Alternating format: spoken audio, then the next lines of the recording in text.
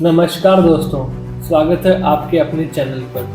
आज हम बात करने वाले हैं पैसे को लेकर कि हमें पैसे को कहाँ कहाँ इन्वेस्ट करना चाहिए, किन किन सेगमेंट में हमें इन्वेस्टमेंट करना चाहिए और कितने लीगली हमारे पास ऑप्शन अवेलेबल है जहाँ हम पैसे इन्वेस्ट कर सकते हैं सही तरीके से।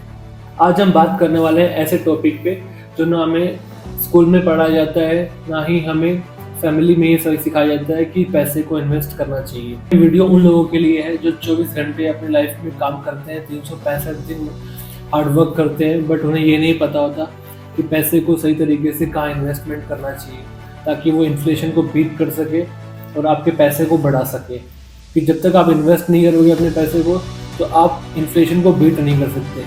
इन्फ्लेशन क्या होता है? एक ऐसा राक्षस होता है जो आपके पैसे को दिन बर दिन खाते रहते हैं। लाइक अगर कोई चीज़ इस साल 100 रुपये की है तो अगले साल इन्फ्लेशन 106 रुपये कर देगा। तो आपको पता है आपका जो 100 रुपये है वो 6 रुपये से कम हो गया है, उसका परचेसिंग पावर 6 रुपये से कम हो गया है। तो अगर आपको इन्फ्लेशन को बीट करना है तो आपको इन्वेस्ट तो डेफिनेटली करना होगा। बट इन्वेस्टमेंट किन सेक्टर में कर सकते हैं, ऐसे कौन से सेगमेंट है जहाँ पे हम तरीके से इन्वेस्टमेंट कर सकते हैं, इन्हीं चीज़ों के बारे में जानेंगे इस वीडियो में। टॉप 7 इन्वेस्टमेंट होते हैं जिनमें हम तरीके से सिस्टमेटिक तरीके से इन्वेस्ट कर सकते हैं। Number 1 stocks, number 2 mutual funds, number 3 crypto currencies, number 4 real estate, number 5 gold, number 6 fix deposit, number 7 government bonds. तो इन सातों चीज़ों के बारे में हम डीपली जानेंगे इस वीडियो में। ये सातों चीज़ें किस तरह से काम करती है और इनमें इन्वेस्टमेंट हम कैसे कर सकते हैं। शुरुआत करने से पहले चैनल को सब्सक्राइब जरूर कर लेना और नोटिफिकेशन ऑन कर देना ताकि मेरे वीडियोस के अपडेट्स आपको मिलते रहें। चलिए शुरुआत करते हैं। नंबर 1 स्टॉक्स है। स्टॉक्स एक ऐसी चीज़ है जो आपको लंबे टाइम में पैसे बना के दे सकता है और इन्फ्लेशन को बीट करने में हेल्प करता है। स्टॉक्स को समझते हैं सिंपली कि स्टॉक्स काम कैसे करते हैं। लाइक स्टॉक्स होता क्या है, हम किसी भी अच्छी कंपनी जैसे रिलायंस, टाटा, इनके स्टॉक्स हमें बाय करना होता है। स्टॉक्स के थ्रू हम उस कंपनी में ओनरशिप बाय करते हैं, उस बिजनेस में इन्वेस्टमेंट करते हैं। इनडायरेक्टली हम उस बिजनेस में इन्वेस्ट करते हैं स्टॉक्स के थ्रू, हमें ओनरशिप खरीदनी होती है तो हम उस कंपनी के ओनरशिप स्टॉक्स के थ्रू खरीदते हैं। लाइक हमें रिलायंस में इन्वेस्ट करना है तो हमने उस कंपनी में कुछ शेयर्स बाय कर लिए और उनको होल्ड कर लिया। तो जैसे कंपनी ग्रोथ करती है तो हमें उसके बदले डिविडेंड पे आउट होता है और कंपनी ग्रोथ करती है तो हमारे शेयर्स की प्राइस भी अप होती है।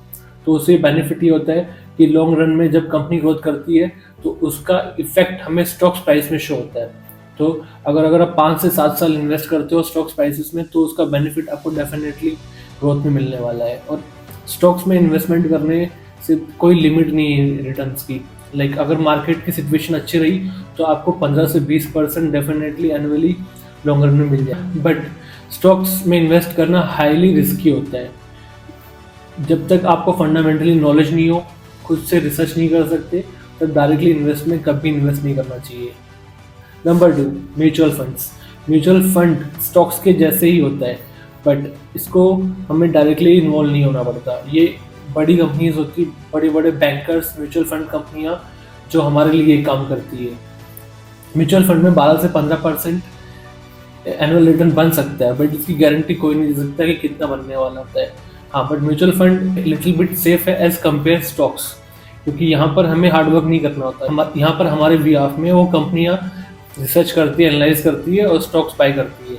हमें म्यूचुअल फंड में मंथली इन्वेस्ट कर सकते हैं एसआईपी के थ्रू। बट म्यूचुअल फंड का रिस्क मार्केट पे डिपेंड करता है। अगर मार्केट हाईली वोलेटाइल है तो म्यूचुअल फंड का रिटर्न कम हो जाएगा। अगर मार्केट अच्छा है लॉन्ग रन में तो म्यूचुअल फंड का रिटर्न बढ़ जाएगा। तो लॉन्ग रन में ये भी आपको इन्फ्लेशन को बीट करने में हेल्प कर सकता है। बट याद रखना ये हाईली रिस्की सेगमेंट है और return depend on market situations. अपने फाइनेंशियल एडवाइजर से एडवाइस के बाद ही म्यूचुअल फंड में इन्वेस्ट करना, किसी के बोलने से इन्वेस्ट नहीं करना। बट हाँ, म्यूचुअल फंड आपको डेफिनेटली इन्फ्लेशन को बीट करने में हेल्प करेगा। Number 3 crypto currencies. Crypto currencies आजकल फैशन में आ चुका है। क्रिप्टो करेंसी एक डिजिटल करेंसीज होता है, ब्लॉकचेन सिस्टम पे डिपेंड है, बट ये हाईली रिस्की है। यहाँ पैसा आप उतना ही लगा सकते हो जिसको जाने से आपको कोई दिक्कत ना हो।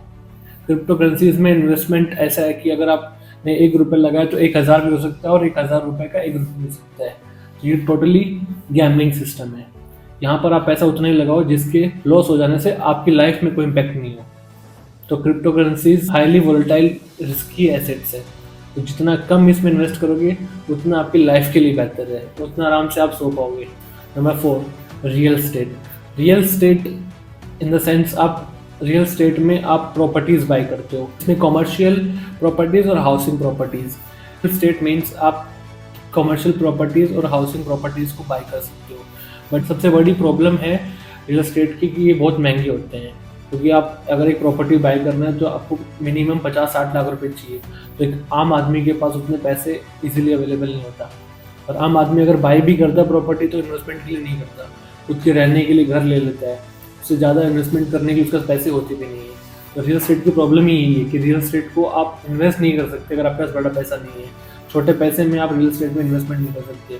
और अगर आपने बाय कर भी लिया तो उसमें लिक्विडिटी इतनी ज़्यादा नहीं होती। अगर आपको पैसे की ज़रूरत पड़ेगी ऑन द स्पॉट तो इजीली सेलेबल नहीं होता ये सब चीज़ें। मैंने अगर 50 लाख का घर इन्वेस्ट किया, पैसा इन्वेस्ट किया और आपको बुरे वक्त में पैसे की रिक्वायरमेंट हुई तो आपको पूरा घर बेचना पड़ेगा। इधर वो प्रॉफिट में बिकेगा, इधर वो लॉस में बिकेगा, बट लिक्विडेट ईजी नहीं होता उसमें। तो रियल एस्टेट में इन्वेस्ट कर सकते हो और मार्केट में रियल एस्टेट इजीली इन्फ्लेशन को बीट कर सकता है। बट रियल एस्टेट की प्रॉब्लम यही है कि रियल एस्टेट में अगर आपको इन्वेस्ट करना तो आपके पास बड़े पैसे होने चाहिए। बड़े पैसे होंगे तो ही आप रियल एस्टेट में इन्वेस्टमेंट कर सकते हो। चलिए मूव ऑन करते हैं नंबर 5 पे। Number 5, gold. गोल्ड सबसे पुराना सिस्टम है जो सालों साल चलते आ रहा है। गोल्ड इन्वेस्टमेंट हमारी फैमिली में हर कोई, गोल्ड सिस्टम ऐसा है जो हमें स्टार्टिंग से सिखाया जाता है। सबसे कॉमन, हमारी सोसाइटी का सबसे कॉमन सिस्टम है गोल्ड इन्वेस्टमेंट। शादी हो, एंगेजमेंट हो, बर्थडे पार्टी हो, कुछ भी हो, गोल्ड बाइंग तो इंडियन सोसाइटी में डेफिनेटली होता है। तो ये मुझे आपको बताने की ज़रूरत नहीं कि गोल्ड एक नेसेसिटी एसेट है जिसमें हम इन्वेस्ट करते रहते हैं। और गोल्ड इन्फ्लेशन को बीट करने में हेल्प कर लेता है, बट कंटिन्यूस गोल्ड रिटर्न कभी नहीं देता। लेकिन अगर आप 10 साल के साइकिल को देखोगे तो गोल्ड हमेशा इन्फ्लेशन को बीट कर लेता है। Number 6, fix deposit. Fix deposit सबसे आसान तरीका है इन्वेस्टमेंट का, बट फिक्स डिपॉजिट कभी भी आपकी इन्फ्लेशन को बीट नहीं कर सकता। अगर फिक्स डिपॉजिट का करंट सिनेरियो में आप इंटरेस्ट रेट देखोगे तो 7% और 7.5% के आसपास का रिटर्न बैंक्स आपको पे कर रहे हैं एक साल की एफडी के लिए। एफडी में आपको अगर आप टीडीएस रिमूव कर दोगे 10% तो अप्रोक्सीमेट 6% और 6.5% के आसपास इन हैंड आपको रिटर्न मिलता है। और इन्फ्लेशन चलता है कभी 7%, कभी 7.5%, कभी 6%। तो दैट्स मीन आप इन्फ्लेशन को बीट नहीं कर सकते एफडी के थ्रू। एफडी में पैसा आपका सेफ एंड सिक्योर है, बट आप एफडी के थ्रू इन्फ्लेशन बीट नहीं कर सकते। और आप अगर करोड़पति के सपने देख रहे हो बनने के तो एफडी से वो पॉसिबल कभी नहीं हो सकता कि एफडी से वो पॉसिबल ही नहीं कि आप करोड़पति बन जाओ। हाँ, एफडी आपके पैसे को सिक्योर करता है, सेव कर सकता है। अगर आपके पास इमरजेंसी फंड है तो आप उसको एफडी में रख सकते हो।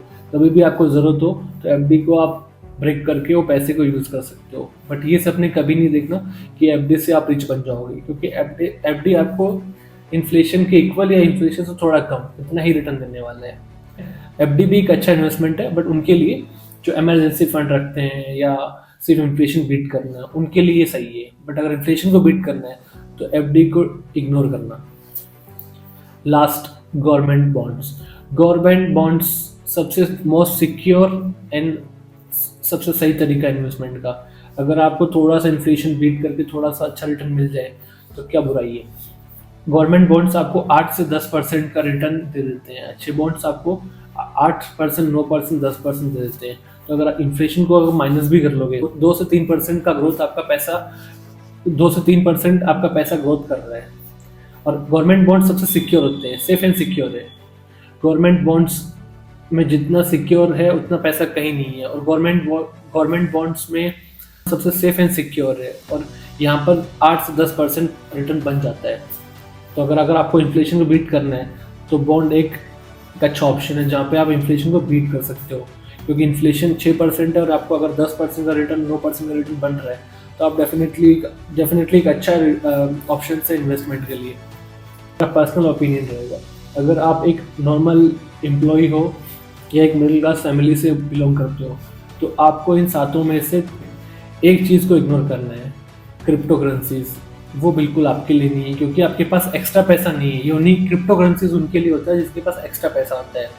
तो सही में इन्वेस्टमेंट करना है तो 50% आपको म्यूचुअल फंड या स्टॉक्स इनमें इन्वेस्ट करना है। Balance 50 you can keep it in gold, government bonds और एफडी।